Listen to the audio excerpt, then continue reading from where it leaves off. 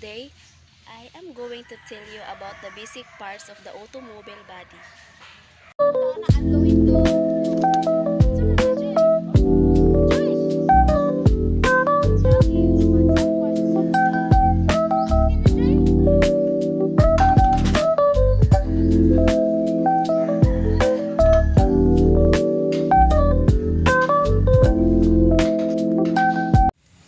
So, the first basic parts of automobile is roof. Roof is used to cover the passengers and the drivers from the sun, heat, rain, and even snow.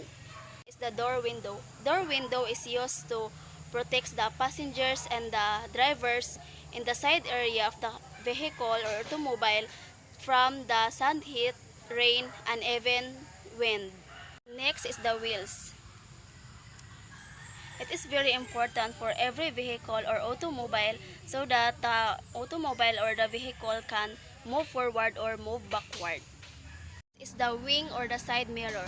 It is very important for all the drivers so that they can know or notice what is in the back.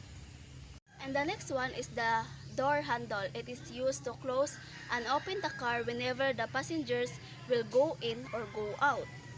The next one is the door. It is used to entrance and exit whenever go in or go out.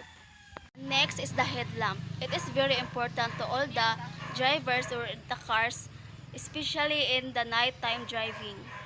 The next one is the windshield wiper. It is used to wipe water, especially in the rainy day. And the next one is the indicator side light.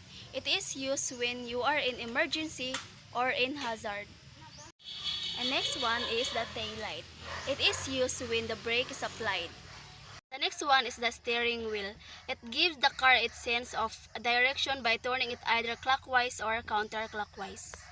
The next one is the horn. It gives a loud sound to signal or inform other vehicles or pedestrians of the vehicle's presence. And the next one is the seat. It gives the passengers and the drivers comfort. And the next one is the gear stick. It changes the gear of the vehicles. Next one is the rear view mirror. It is a mirror in front of the driver, enabling him to see the rear or back view, especially when parking.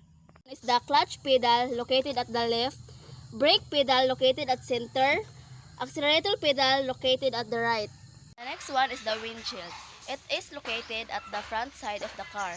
It is used to cover the drivers and the occupants from the dust or the wind. This one is the trunk. It is the main storage compartment. This one is the license plate. It is a plastic or metal sheet. It serves as a identification or registration of the vehicle. That's all the basic parts of automobile body.